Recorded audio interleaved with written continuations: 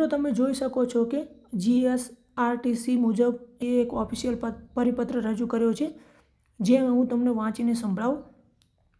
જાહેર ક્રમાંક GSRTC/2024-25/47 અન્વયે મિકેનિકલ સાઇટની હેલ્પર કક્ષાના ઉમેદવારોની કામચલાઉ પસંદગી યાદી. મિત્રો, કામચલાઉ પસંદગી યાદી જાહેર કરી દેવામાં આવે છે. તમે અહીંયા જોઈ શકો છો. તારીખ અહીંયા મારેલી છે 29/12/2025. તમે જોઈ શકો છો. ત્યારબાદ આપણે જોઈએ તો આ કામચલાઉ પસંદગી યાદીમાં નામ જાહેર થવા માત્રથી ઉમેદવાર નિમણૂક પાત્ર બનતો નથી. મિત્રો, આ પસંદગી યાદીમાં તમારું નામ જાહેર થયાથી તમે નિમણૂકનું પાત્ર બનતા નથી. આ એમના કેટલાક નિયમો છે, એ આપણે નિયમો જોઈ લઈએ. ત્યારબાદ મિત્રો કહે છે કે ઉમેદવારે નિગમ દ્વારા આપવામાં આવેલ પત્રના આધારે જે તે વિભાગમાં હાજર થયા સમયે સિવિલ સર્જન શ્રી સમક્ષ ઉપસ્થિત થઈને મેડિકલ ફિટનેસ તથા સંબંધિત પોલીસ સ્ટેશનના અધિકારી શ્રી પાસેથી ના વાંધા પ્રમાણપત્ર મેળવીને રજૂ કરવાનું રહેશે. નજીકના જે તે વિભાગમાં હાજર થવું પડશે. ત્યાં તમારે સિવિલ સર્જનની સમક્ષ પહેલાં તો ઉપસ્થિત થવું પડશે. ત્યારબાદ સિવિલ હોસ્પિટલમાંથી એક તમારું મેડિકલ સર્ટિ કઢાવવું પડશે.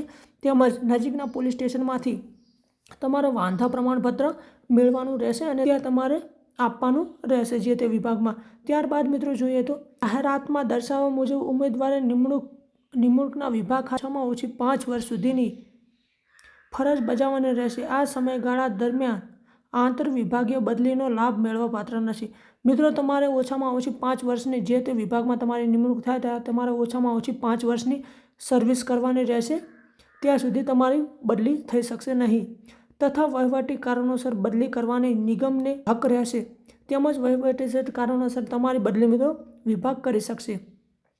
ઉમેદવાર દ્વારા એક વખત વિભાગ ડેપોની પસંદગી કર્યા બાદ તેમાં કોઈ જ પ્રકારનો ફેરફાર કરવામાં આવશે નથી.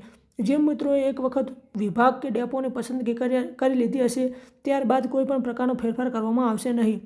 નિગમના નીતિ નિયમો નોકરીની શરતો મુજબ યોગ્ય જણાય તમોને વિભાગ દ્વારા નિમણૂક આપવા કાર્યવાહી કરવામાં આવશે. વિભાગના રોસ્ટર પોઇન્ટ મુજબ જરૂરિયાત પ્રમાણે જે તે વિભાગ ખાતે વહીવટ દ્વારા બદલી કરવામાં આવશે. ત્યારબાદ જોઈએ તો જે ઉમેદવારો દ્વારા ગુજરાત રાજ્ય સિવાય બહારના રાજ્યની માર્કશીટ અન્ય દસ્તાવેજ રજૂ કરેલ છે તેવા ઉમેદવારની માર્કશીટ ખરાઈ થયા બાદ નિમણૂક આપવામાં આવશે. ગુજરાત સિવાયના બીજા રાજ્યની માર્કશીટ એટલે કે જે તે ડોક્યુમેન્ટ હશે તમારા અભ્યાસના એ બીજા રાજ્યના હશે તો તેમને પહેલાં ખરાઈ કરવામાં આવશે. ત્યારબાદ તમને નિમણૂક આપવામાં આવશે. ત્યારબાદ જોઈએ તો મિત્રો કામચલાઉ પસંદગી યાદી પર સમાવિષ્ટ થયેલ ઉમેદવારોને નિમણૂક માટેના વિભાગની સ્થળની ઓનલાઈન પસંદગી પ્રક્રિયા તારીખ 30/12/2025 થી તારીખ 31/12/2025 કોઈ એક દિવસે કચેરી સમય દરમિયાન પોતાના વતનના જિલ્લાને નજીકના નિગમની વિભાગીય કચેરી ખાતે રૂબરૂ ઉપસ્થિત રહી સ્થળ પસંદગી કરવાની રહેશે. મિત્રો, નજીકના વિભાગ તમારા નજીક GSRTCના નજીકના વિભાગમાં જઈને 30/12/2025 થી 31/12/2025 સુધી તમારા સ્થળની પસંદગી વિભાગના સ્થળની પસંદગી કરી લેવાની રહેશે. જે આધારે ઉપલબ્ધ જગ્યાઓ પ્રમાણે મેરિટના ક્રમાનુસાર વિભાગની ફાળવણી કરવામાં આવશે. ત્યારબાદ તમારા મેરિટના આધારે તમારે વિભાગની ફાળવણી કરવામાં આવશે. ત્યારબાદ જોઈએ તો 1 આર્મ 1 લેગ અને 1 આર્મ લેગ પ્રકારની દિવ્યાંગતા ધરાવતા ઉમેદવારોને મેડિકલ બોર્ડના અભિપ્રાયના આધારે નિમણૂક આપવામાં આવશે. જે મિત્રો દિવ્યાંગ છે તેમને મેડિકલના આધારે નિમણૂક આપવામાં આવશે. ત્યારબાદ જોઈએ તો મિત્રો મહિલા ઉમેદવારો ઉપલબ્ધ થયેલ ન હોય જાહેરાતની સૂચના નંબર P-ની પેટા સૂચના 2 મુજબ તેઓની બાકી રહેતી જગ્યા જે તે કેટેગરીના પુરુષ ઉમેદવારને ફાળવવામાં આવશે. ત્યારબાદ જોઈએ તો મિત્રો કામચલાઉ પ્રતીક્ષા યાદી હવે પછી અલગથી નિગમની વેબસાઇટ ઉપર પ્રસિદ્ધ કરવામાં આવશે. મિત્રો વેટિંગ લિસ્ટ મિત્રો હવે પછી વેબસાઇટ ઉપર મૂકવામાં આવશે. ત્યારબાદ મિત્રો જોઈએ તો કામચલાઉ પસંદગી માટે જે તે કેટેગરીમાં કટ ઓફ મેરિટ નીચે મુજબ છે. તો મિત્રો હવે આપણે મેરિટની વાત કરીએ તો અહીંયા જોઈ શકો છો અહીંયા કેટેગરીનું નામ તેમજ અહીંયા કટ ઓફ મેરિટ માર્ક્સ લખેલા છે તો આપણે જોઈએ તો મિત્રો અહીંયા જોઈ શકો છો કે બિન અનામતનું એટલું મેરિટ 68.576 અટક્યું છે. જ્યારે બિન અનામત મહિલાઓનું મેરિટ 49.750 અટક્યું છે। EWSનું મિત્રો મેરિટ 60.444 અટક્યું છે। તેમજ આ EWS મહિલાનું મેરિટ એમાં કંઈ જ નથી। શારીરિક શૈક્ષણિક પછાત વર્ગનું મેરિટ 65.311 અટક્યું છે। ત્યારબાદ અનુસૂચિત જાતિનું મેરિટ મિત્રો 65.705 અટક્યું છે। તેમજ અનુસૂચિત જનજાતિનું મેરિટ મિત્રો 61.458 અટક્યું છે।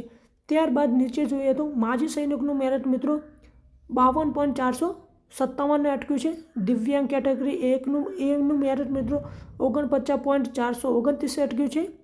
દિવ્યાંગ બી કેટેગરીનું મેરિટ મિત્રો 49.852 અટક્યું છે। દિવ્યાંગ કેટેગરી સીનું મેરિટ 51.441 અટક્યું છે। ત્યારબાદ તમે નીચે જોઈ શકો છો મિત્રો, આ મેરિટ લિસ્ટ છે। આ મેરિટ લિસ્ટની યાદી છે, તમે ઓફિશિયલ વેબસાઇટ ઉપરથી PDF ડાઉનલોડ કરીને જોઈ શકો છો। અહીંયા મિત્રો તમે જોઈ શકો છો માજી સૈનિક, એમાં 3 જગ્યાઓ છે। દિવ્યાંગ એ કેટેગરી માટેની 5 જગ્યા છે, તેમજ દિવ્યાંગ બી કેટેગરી માટેની 1 જગ્યા છે। દિવ્યાંગ સી કેટેગરી માટેની 16 જગ્યા છે, તમે જોઈ શકો છો મિત્રો। ટોટલ અહીંયા તમે જોઈ શકો છો ટોટલ આપણે 258 ઉમેદવારોની યાદી પ્રસિદ્ધ થઈ ગઈ છે। જેમાં માજી સૈનિક, દિવ્યાંગ એ કેટેગરી, દિવ્યાંગ બી કેટેગરી, દિવ્યાંગ સી કેટેગરીની ટોટલ આ યાદી તમે જોઈ શકો છો। આટલા પાસ થયા છે। મિત્રો આ તો આજનો આપણો વિડીયો। તો વિડીયો તમને કેવો લાગ્યો? વિડીયો સારો લાગ્યો તો વિડીયોને લાઇક અને ચેનલને સબસ્ક્રાઈબ કરજો। ધન્યવાદ મિત્રો, મળીએ નવા વિડીયોમાં।